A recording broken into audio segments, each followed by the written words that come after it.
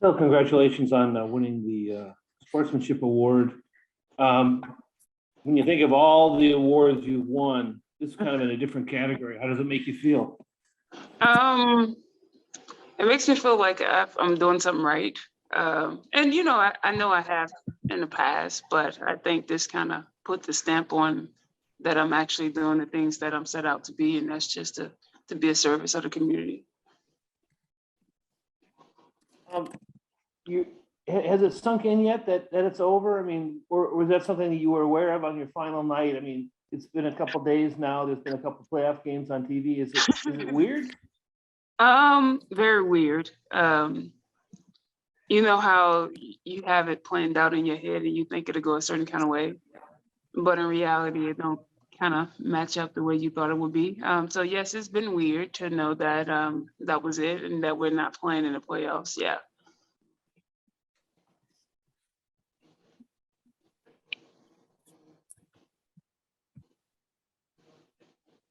Christos, go ahead. Hello, Sil. How are you today? Hey.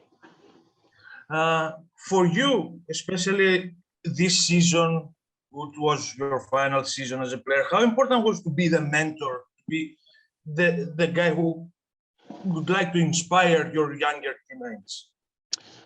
It was very important for me. I think more so because I knew that my mission would be more important if I expand my leadership role by speaking and having to talk. And so it was a challenge for me, but a challenge that I was willing to step up to this season. And how enjoy that final ride overall? I enjoyed it. It was kind of stressful at first, just trying to get a hang of everything and everybody celebrating you. But at the end of the day, I enjoyed it all. Thank you. Thank you very much. Thank you. We'll go over to Jack. Go ahead. Hey, Sil, just to kind of stay on that mentorship side, Fee talked about a lot that this year especially she relied on you heavily for kind of some guidance in the leadership department, just because she's going to be the one that people look to next season. Just right. How do you evaluate how Fee has grown as a leader from when you first met her, coming to you for help on plays to to now being someone that's going to kind of be that leader next year? It comes natural for Fee. I don't think Fee will have to try real hard because she leads in other ways and she leads by example. So her having the voice to step up and speak, I think it's just going to be fluent for her. And players are going to listen because she's that player that players trust and she worked extremely hard. So I didn't have to teach Nafisa much. I think I've learned a lot from Nafisa, just her will of wanting to be back on the court and do things right and hold people accountable. I think I probably learned more from her than she learned from me. Thank you so much, Sil. Thank you. We'll go over to Pierre. Go ahead. So, curious to know, I know that it's been all basketball all the time for you for the last God knows how many years, but where does basketball fit into your life moving forward?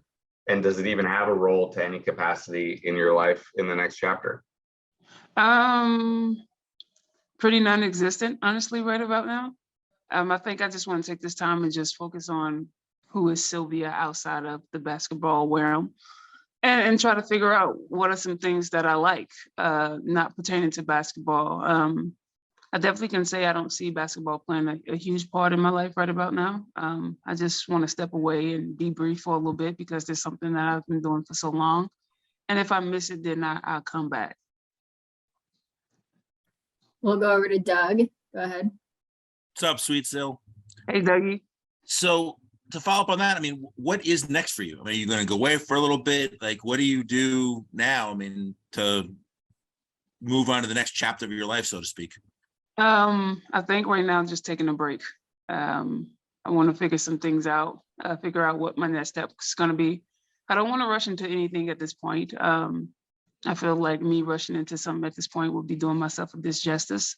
And so I just want to take time to figure out, probably travel a little bit, visit with a lot of family and friends and just enjoy life for a little bit heading into this new year. And just to follow up, I mean, is it, you've had seasons end before without titles. So is this how you normally feel, or is it more a finality of there isn't, okay, we'll see how I feel. Maybe I'll come back next year. It's like, this is it. Basketball's finished. And Oh no, basketball is definitely done. It's basketball is definitely done. There's been some talk about, do I want to commentate? Do I want to come back and coach and stuff like that? So we'll see. If I miss it, maybe I'll come back and deal with basketball. But as far as playing, no, this is it. Thanks, my friend. Thank you, Dougie. We'll go over to Kent. Go ahead.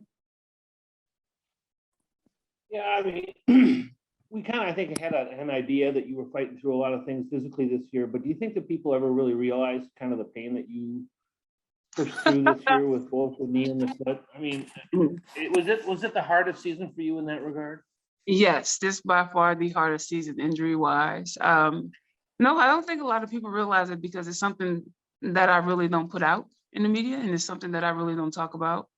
You kind of know the risk of what you're taking once you decide to come back and you play while you're injured, but I don't think people really understand, and it's not for them to understand, I don't think. Yeah, to follow up on that, I mean, is there going to be any kind of requirement of any kind of treatments or operations or procedures that you're going to have to, get before you head back home? I think that's a question you have to ask Cheryl.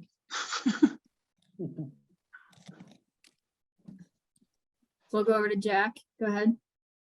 Hey, so just to follow up on that, where I sit in the media room, there's an article that Kent wrote, I think it was back in 2018 when, we're kind of changing from, the dynasty years to this new year.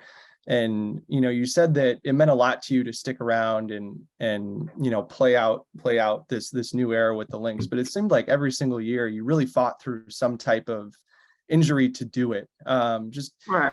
What about the organization, whether it be your teammates, Cheryl, whatever it is that really kind of drove you to want to play through all of those injuries, even if, you guys weren't obvious title favorites or anything like that?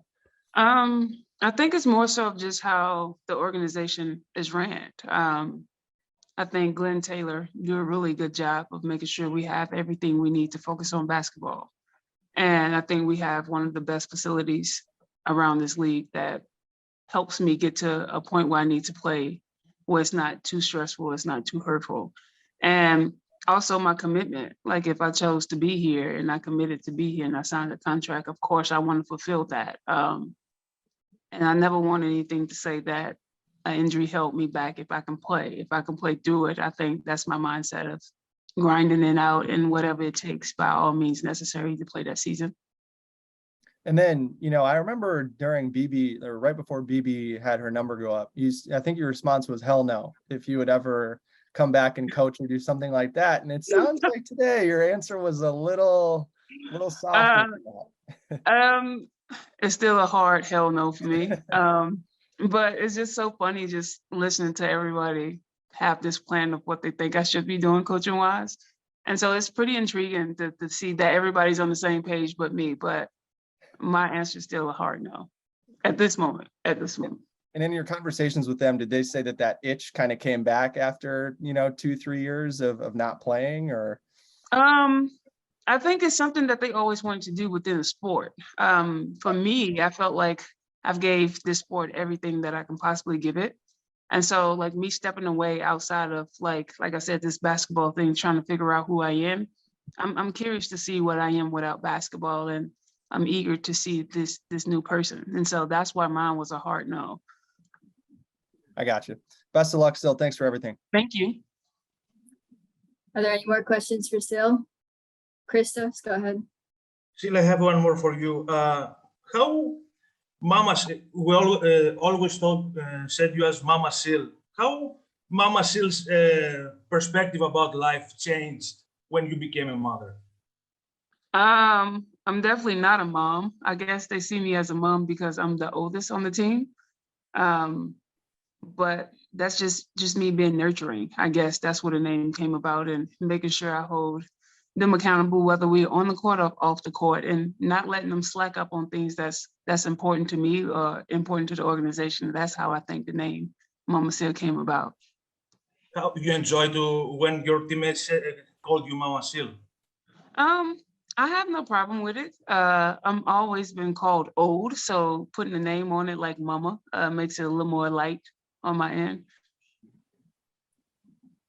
We'll go over to Chantel. Go ahead. Hi, Sylvia. Chantel from the New York Times. You said you're curious to see who you are without basketball. How do you figure that out? Not quite sure. Not quite sure just yet. But I think a lot of it is just stepping away and trying to figure out how smooth can I be without it. I think it's gonna be a lot of trial and error. But I honestly can't tell you what that looks like. Any more questions for Sil? All right, well, Sil, I think I can speak for everyone in saying thank you for everything all Thank you. season. Thank you, everyone. We appreciate it all and wish you the best of luck. Thank you. Thanks, Sil.